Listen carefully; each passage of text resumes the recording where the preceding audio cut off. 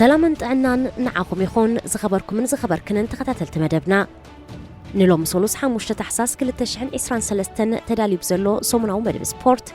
نتاريخ قعوزة هيوات قعسو أقري حد خابولوت أتتقاوت تعلمنا زنبرن أبا مرو بركت زولو أفكارت سبورت دما نواتلو زذكر حيالو فتساميتات زسندن فرنساوي تيري هنري كندسسينا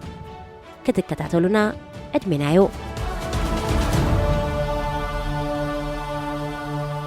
أبدوواوي مبراء كورناع بخلب أرسنال زونن ستاديوم إمريتس بمنفس فتسامة سئل ستاديوم هايبري بنحاس التقرص حولت له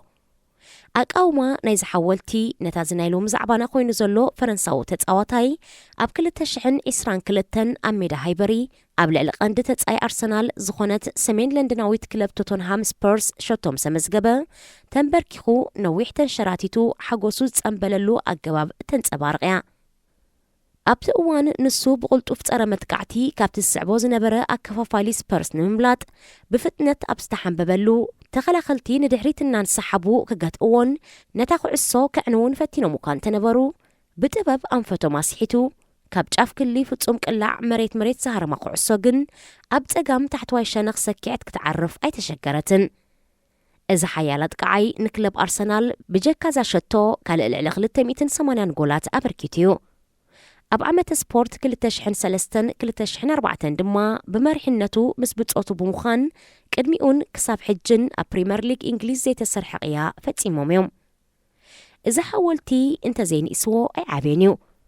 إذا تتساوتاي 10 شوعات تمسكرم شعن 970 شوعاتن أب ليزول فرنسا غوادالوب كابستبهالت أب ديسيتات كاريبيان التركب عن تخاب جزءاتات فرنسا كابزغونت دسيت كابزمرس وصدرا زتولد تيري دانييل هنريو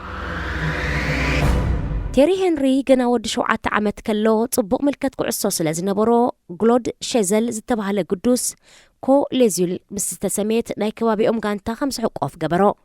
هنري أب قعصو بزح تقداس نتكوان تزينبرو ولا دي أجن بسرع لمن بدنخ جبر صاطي جبرو لنبرة أبش عند 989 كأ أمبل 10 تغلت عمت أدميو مسناي كوتيتات كلب يو اس باليزو تتأمبرة مزا غانتانا حد عمت زاكل جزي مسانحة أبو مسكيرتا سلستغرافت نابكال فيتريشاتيون زسما غانتاش سغاغرو دحيرو قند ممهر زخونه أسلطاني يو اس باليزو جون ماري بانزاون حبيرو مسوغعزة أبشن 909 كلب موناكو نهنرنا تصاوتو إن معزاب أرنولد كاتالانون زتبهله حدا كابا متصنعن مللاين تتصاوت توافيرو سرح أبالاتا ناب ميدا قطم لأخدتو أبزي فيريشاتيون 3-0 سعرتلون هنري نشدشتين جولات نايت قطم بعلو زغطر اللن فتسامي كاتالانو هنري زخونه يخون قدم فتنة كي كايدة مسكلابو موناكو نخحواس عد مقربالو هنري نتعدما دحر مقبالو نابتاقان تقل متصنبارو أب مأكل أكادامي عصو INF كليرفونتين نمتاق حقزو زغل كورس نخوصد تلاكا هنري أو أكاديمياو تمرت زربح وتصيد سلا زينبرو دايركتر تمأكل سلطنا كمهرو فقادنيا كوانت زينبرا بدفئيت كاتالانو جن حراي بلا أب تمأكل استدالوولو تمرت زازي موخاء أبتا أرسن فنجر زعل ما زنبرا غانتا من إسيات موناكو أقرم برا سعيبو دما أبشحن 994 مستا غانتا بروفيشنالوي وعل كتيمو بسالسان حدا نحسا نايت عمتي بغر ناي بروفيشنال تقوتو أسالت حدا ب 88 متر زنجار قمت زون هنري بخطر نهري ناي مقايته بوس لزلو فنجر نهرو فوليك عصو ناي مقوصار كئلتون طبب الشخاخعون نتخلخلتي أم شجر بزيادة أدمعيلو بمؤمانو أب مسمر متقع وغن كم في كسلفو مرتأ دحيروغن كم كندنا كلمتات كعيكت كاملو جمرة إذا تتصاوتاي ماليا موناكو لبيسو نتفتاتو بعتواب زحزلو أبشعن 996 بلوت من السي تتصاوتاي فرنسا تبايلو تشلمة أب عمتو وددر شعن 996 شوعاتن دما رقوئن رؤين بقعتو نغانتو وانجا شامبيونس ليك حدا فرنسا قطعتر حقزا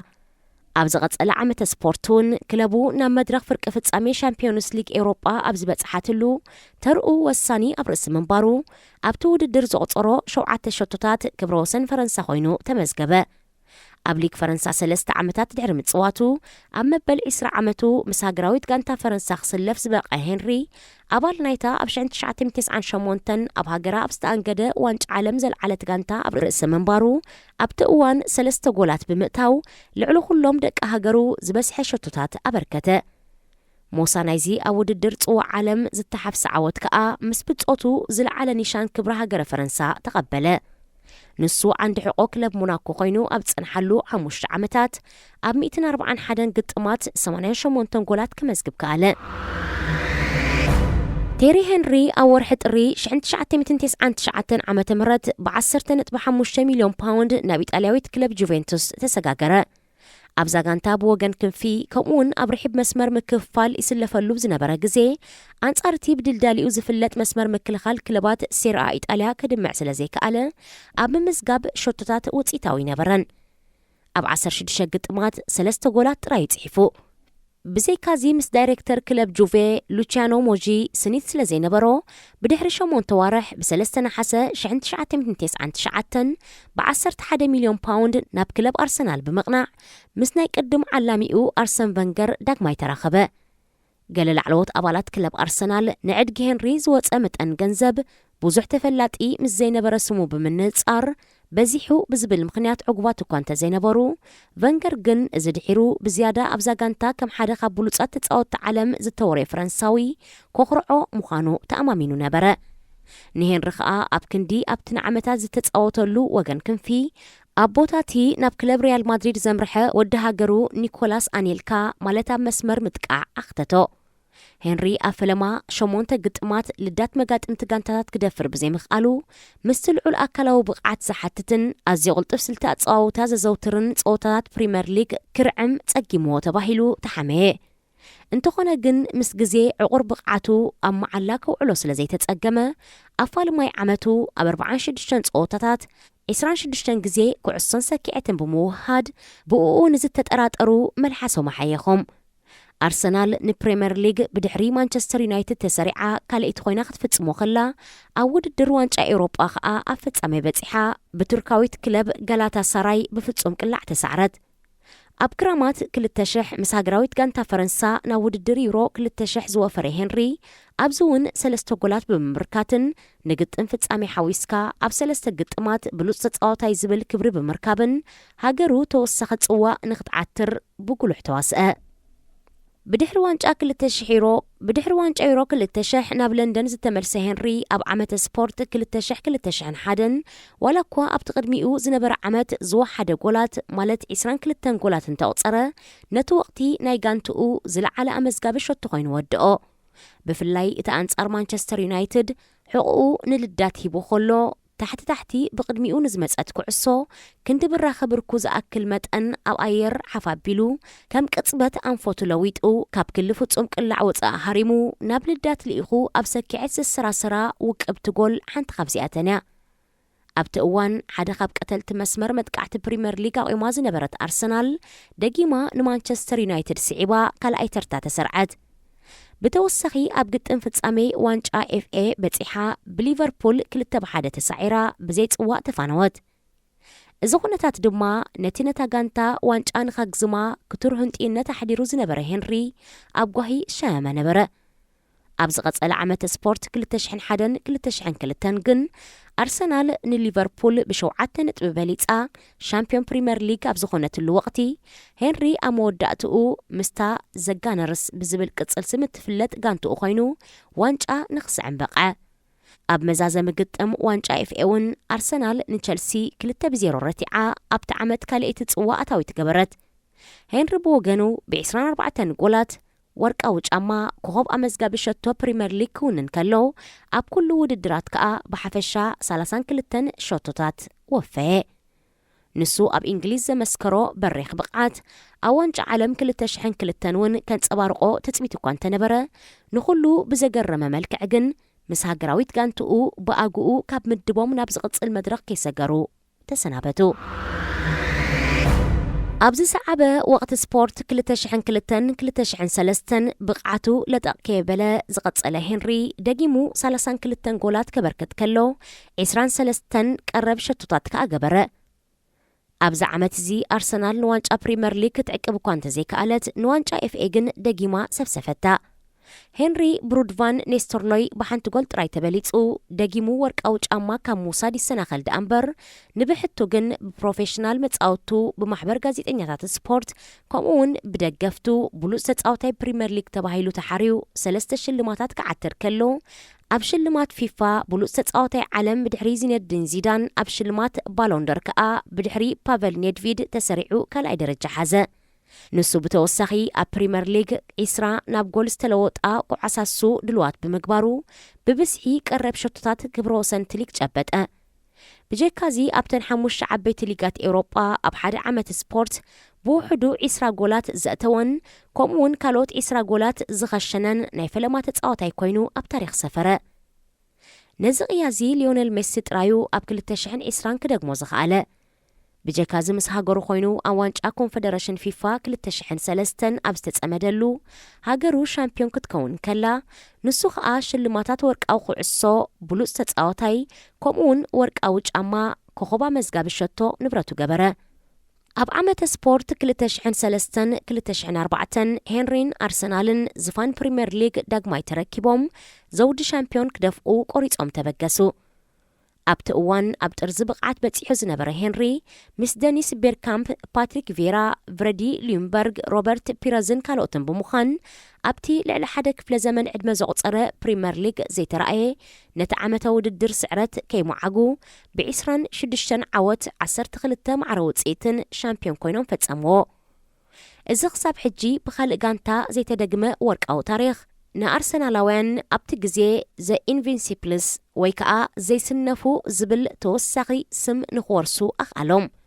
ሄንሪ ድማ ብተኸታታሊ ንኻልኣይ ዓመት ብማሕበር ፕሮፌሽናል ተጻወቲ ኩዕሶ እግሪ ማሕበር ጋዜጠኛታት ስፖርት ከምኡውን ብደገፍቲ ሃብሮም ተጻዋታይ ፕሪምየር ሊግ ተሰሚዩ 3 ሽልማታት ተቋደሰ። በቲ ሊግ እውን ብሉፅ ተባሂሉ ካልእ ተወሳኺ ብልጫ ተቐበለ። ፊፋ ብዝዕድሎ ሽልማት ብሉፅ ተጻዋታይ ዓለም ከዓ ብድሕሪ ሮናልዲኖ ጋውቾ ካልኣይ ደረጃ ተሰሪዑ ኣብ ፖድየም ደየበ። ካብዚ ብተወሳኺ ኣብቲ ወቕቲ ብሓፈሻ 39 ጎላት ኣብ ፕሪምየር ሊግ ከዓ 30 ሸቶታት ክእቱ ብምኽኣሉ ወርቃዊ ጫማ ፕሪምየር ሊግ ከምኡውን ኣህጉር ኤውሮጳ ወደየ። እዚ ይኹን ዳ እምበር ምስ ሃገሩ ኣብ ኤሮ 2004 ኣብ ዝገበሮ ተሳትፎ ስለ ዘይሰለጦ ካብ ርብዒ ፍጻሜ ብግሪኽ ተሰኒፋ ተፋነወት። ዘ ኢንቪንሲብልስ ካብ ተላዕሉ ንግረ መንገድና ብዛዕባኦም ገለ ክንብል ኣቐዲሙ ከም ዝተጠቕሰ ኣብ ዓመተ ስፖርት 2003-2004 ንተጻወቲ ክለብ ኣርሰናል ዘይስነፉ ዝብል ስም ዝተዋህቦም ነቲ ዓመተ ስፖርት ግዳይ ስዕረት ከይኮኑ ብዓወትን ማዕረ ውፅኢትን ስለ ዝዛዘምዎዩ። ሽዑኡ ብብስሒ ስርዓተ ኣሰላልፋ 4-4-2 ሒዛ ናብ ሜዳ ትወርድ ዝነበረት ኣርሰናል ኣብ ምጥቃዕ ዘድሃበ ቅዲ ጸወታ ተዘውትር ዝነበረት። ኣብ ድምፂ ሽልማት ባሎንደር 2003 ካልኣይ 2004 ራብዓይ ደረጃ ዝሓዘ ቀሊል ቁፅሪ ብዘይብሎም ደገፍቲ ኩዕሶ እግሪ ከዓ ናይ ኩሉ እዋን ዝበለጸ ተጻዋታይ ፕሪምየር ሊግ እናተባሃለ ዝግለጽ ንመስመር ምጥቃዕታ ጋንታ ኣብ ቅድሚት ከም ቀስቲ ኩናት ኮይኑ ዝመርሕ ዝነበረ ሄንሪ ፉሕፉሕ ዝብል መትሓዚ ዝተሳእኖ ተጻዋታይ ነበረ። ዴኒስ ቤርካምፕ ወገኑ ኣብ ምዝዛም ጉዕዞ ህይወት ኩዕሶ እግሪ እኳ እንተነበረ ፍሉይ ኣእምሮኣዊ ብልሒ ዝጓስዮ ብሉፅ ኣፀዋውትኡ ግን ኣብ ቦትኡ ውፅኢታዊ ነበረ። ምስ ሄንሪ ዝነበሮም ውህደት ከዓ ንተኸላኸልቲ ካልኦት ጋንታታት መንፀሮር ዘትሕዝ ይበል ዘብል ነበረ። ብፀጋማይ ክንፊ ዝፃወት ሮበርት ፒረዝ ካልእ ምንጪ ሸቶታ ጋንታ ክኸውን እንከሎ ፓትሪክ ቬራ ድማ ካብ ማእከል መስመር ምክፍፋል ነታ ክለብ ዘንቀሳቐስ ልብን ኣእምሮን ነበረ። ብጀካዚ ምስ ጆልቤርቶ ሲልቫ ኣብ ቅድሚ መስመር ምክልኻል ተገዲሞም ድርዕዋልታ ዝኾኑ እዮም። ብወገን የማን ኣብ ክሊ ፍጹም ቅላዕ እንተደኣ ኣትዩ ዘይምሕር ፍርዲ ሊዩንበርግ ምስ ፒረዝ ንድሕሪት እናተመልሰ ኩዕሶ ኣብ ምንጣል ዝነጥፍን ኣብ ወሰንቲ ፀወታታት ዓብ በርክቶ ዝገበረን ተጻዋታይ ነበረ። እዛ ጋንታ ብሉፅነታ ኣብ መስመር ምጥቃዕን ምክፋልን ጥራይ ዘይኮነ ኣብ መስመር ምክልኻል እውን ርኡይ ኮይኑ ኣብቲ ወቕቲ ኣብ ፕሪምየር ሊግ 26 ጎላት ጥራያ ከተአንግድ ተቐሲባ።